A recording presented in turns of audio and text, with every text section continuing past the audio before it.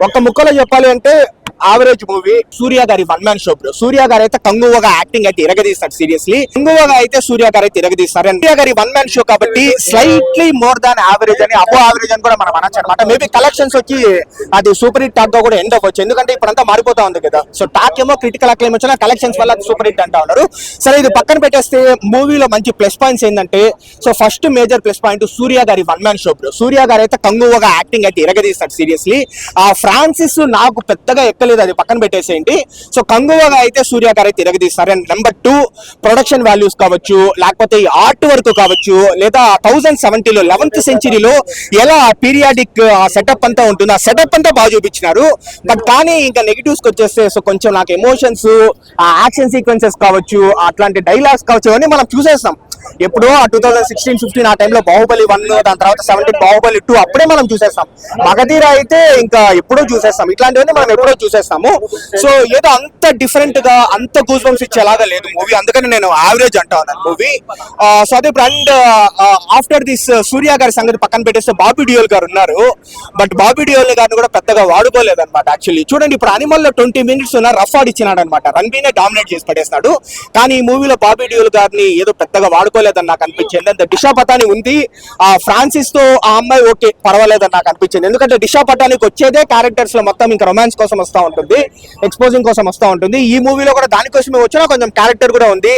And చిన్నపిల్లల graphics లో ఉన్నారు అంతే బ్రో. ఇప్పుడు మనం ఇవన్నీ చూసేసాం. ఇది 2024 ఎండ్, ఇంకొక 2 months అయితే 1.5 months అయితే మనకు 2025 కూడా వచ్చేస్తుంది. ఇదంతా మనం 2014, 15, 16 లోనే మనం చూసేస్తాము. మరి అలా చెప్పేదానికి లేదు.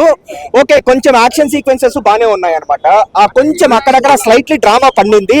బట్ ఏదైతే కంగువా ఇలా ఉంటుంది అని నా పర్సనల్ గా నేను ఒక ఎక్స్పెక్టేషన్ పెట్టుకున్నాను. నా ఎక్స్పెక్టేషన్ అయితే రీచ్ కాలేదు, అందుకే యావరేజ్ అని అంటా ఉన్నాను. డిఎస్పీ గారి బీజిఎం కూడా ఇంకా చాలా బెటర్ గా ఇచ్చిండొచ్చు. ఒక్క ముక్కలో చెప్పాలి అంటే యావరేజ్ మూవీ. సూర్య గారి కోసం హ్యాపీగా వచ్చి చూడొచ్చు. ఒక్క ముక్కలో చెప్పాలి అంటే యావరేజ్ మూవీ. సూర్య గారి one man show bro. Suriya గారు అయితే కంగువగా యాక్టింగ్ అయితే ఇరగదీస్తాడు. సీరియస్లీ కంగువగా అయితే సూర్య గారు అయితే ఇరగదీస్తారు. సూర్య గారి వన్ మ్యాన్ షో కాబట్టి స్లైట్లీ మోర్ దాన్ యావరేజ్ అని, అబో యావరేజ్ అని కూడా మనం అనొచ్చు అనమాట. మేబీ కలెక్షన్స్ వచ్చి అది సూపర్ హిట్ టాక్ గా కూడా ఎండ్ అవ్వచ్చు, ఎందుకంటే ఇప్పుడంతా మారిపోతా ఉంది కదా. సో టాక్ ఏమో క్రిటికల్ అక్లైమ్ వచ్చినా కలెక్షన్స్ వల్ల సూపర్ హిట్ అంటా ఉన్నారు. సరే ఇది పక్కన పెట్టేస్తే మూవీలో మంచి ప్లస్ పాయింట్స్ ఏంటంటే, so first major plus point Suriya గారి one man show bro. Suriya గారు అయితే కంగువగా యాక్టింగ్ అయితే ఇరగదీస్తాడు. సీరియస్లీ ఆ ఫ్రాన్సిస్ నాకు పెద్దగా ఎక్కలేదు, అది పక్కన పెట్టేసేయండి. సో కంగువగా అయితే సూర్య గారు అయితే తిరగదీస్తారు. అండ్ నెంబర్ 2 ప్రొడక్షన్ వాల్యూస్ కావచ్చు, లేకపోతే ఆర్ట్ వర్క్ కావచ్చు, లేదా 1070లో 11th సెంచరీలో ఎలా పీరియాడిక్ సెటప్ అంతా ఉంటుంది, ఆ సెటప్ అంతా బాగా చూపించినారు. బట్ కానీ ఇంకా నెగిటివ్స్ వచ్చేస్తే సో కొంచెం నాకు ఎమోషన్స్, ఆ యాక్షన్ సీక్వెన్సెస్ కావచ్చు, అట్లాంటి డైలాగ్స్ కావచ్చు, అవన్నీ మనం చూసేస్తాం. ఎప్పుడో 2016-15 ఆ టైంలో బాహుబలి 1, దాని తర్వాత 17 బాహుబలి 2 అప్పుడే మనం చూసేస్తాం. మగధీర అయితే ఇంకా ఎప్పుడో చూసేస్తాం. ఇట్లాంటివన్నీ మనం ఎప్పుడో చూసేస్తాము. సో ఏదో అంత డిఫరెంట్ గా అంత గూస్ బంప్స్ ఇచ్చేలాగా లేదు మూవీ, అందుకని నేను యావరేజ్ అంటా ఉన్నాను మూవీ. సో అదే అండ్ ఆఫ్టర్ దిస్ సూర్య గారి సంగతి పక్కన పెట్టేస్తే బాబీ డియోల్ గారు ఉన్నారు. బట్ బాబీ డియోల్ గారిని కూడా పెద్దగా వాడుకోలేదు అనమాట. యాక్చువల్లీ చూడండి, ఇప్పుడు అనిమల్ లో 20 minutes ఉన్న రఫ్ ఆడ్ ఇచ్చినాడు అనమాట. రణబీర్నే డామినేట్ చేసి పడేస్తాడు.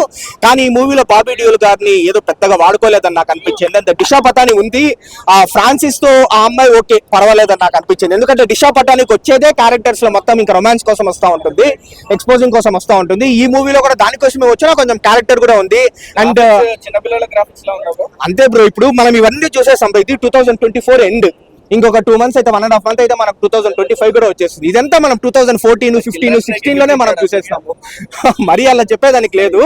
ఓకే, కొంచెం యాక్షన్ సీక్వెన్సెస్ బాగానే ఉన్నాయి అనమాట. కొంచెం అక్కడక్కడ స్లైట్లీ డ్రామా పండింది. బట్ ఏదైతే కంగువా ఇలా ఉంటుంది అని నా పర్సనల్ గా నేను ఒక ఎక్స్పెక్టేషన్ పెట్టుకున్నాను. నా ఎక్స్పెక్టేషన్ అయితే రీచ్ కాలేదు, అందుకే యావరేజ్ అని అంటా ఉన్నాను. డిఎస్పీ గారి బీజిఎం కూడా ఇంకా చాలా బెటర్ గా ఇచ్చిండొచ్చు. ఒక్క ముక్కలో చెప్పాలి అంటే యావరేజ్ మూవీ. సూర్య గారి కోసం హ్యాపీగా వచ్చి చూడొచ్చు.